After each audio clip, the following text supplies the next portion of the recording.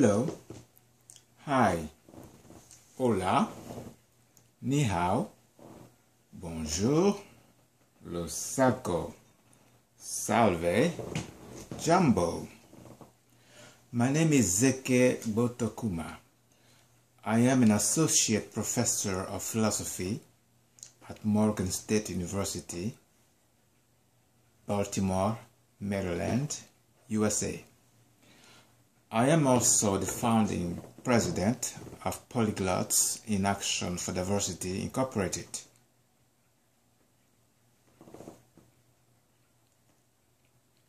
Renewing internationalism and enjoying the gospel of fairness.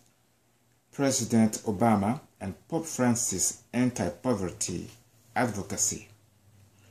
My statement and comments on the first meeting between His Holiness Pope Francis and President Barack Obama.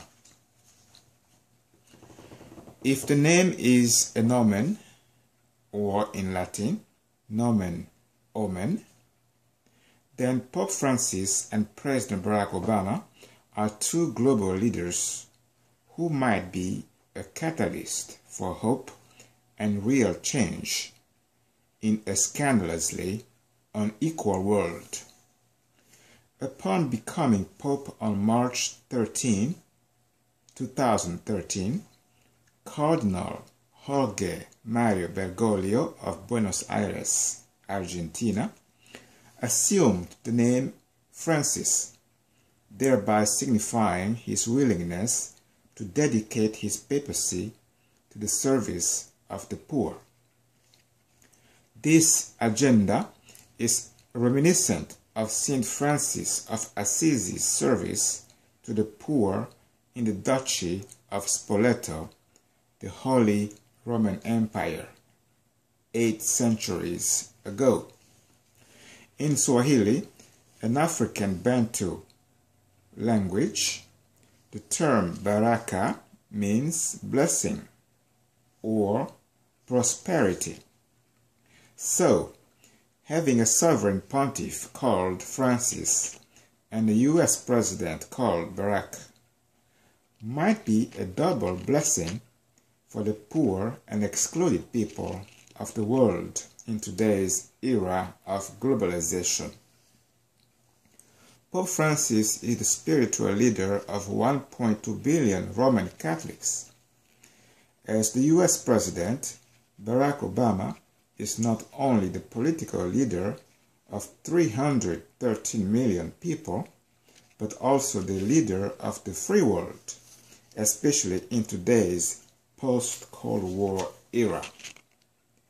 The two global leaders from the Americas share a number of things which can be summarized in these 5 words: firstness, stardom, likability, hope, and change.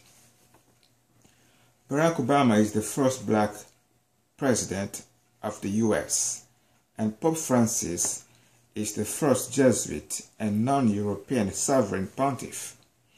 Both leaders have enjoyed the rock star status during their first year in office. President Obama enjoyed this status even earlier, that is, as a U.S. Senate and presidential candidate in 2004, 2007, and 2008, respectively. His keynote speech at the 2004 Democratic National Convention in Boston and his Berlin speech entitled "A World That Stands as One" contributed to Obama's stardom. President Obama received the Nobel Peace Prize within his first year in office. Both leaders have been the Time magazine Person of the Year, President Obama in 2009 and Pope Francis in 2013. Both of them have represented hope and change during critical times and from the very beginning of their leadership. For example, President Obama had to continue the global war on terrorism, deal with the US-originated global financial crisis and the worst economic crisis since the Great Depression, the BP oil spill in the Gulf of Mexico, etc. Pope Francis has to deal with the Catholic Church's sex scandal, the priestly marriage, women's ordination, etc. President Obama and Pope Francis are two crisis leaders whose elections have symbolized hope and change. They cannot possibly change everything that has to be changed. However, a collaboration between Barack and Francis is needed to continue the global war on poverty. Capitalism and the savage globalization, or as I call it, jungle globalization, have contributed to the exponentially widening gap between the rich and the poor, or the 1%ers and the 99%ers. In 2012, this phenomenon resulted in the Occupy Wall Street movement, the US version of the Arab Spring, so to speak.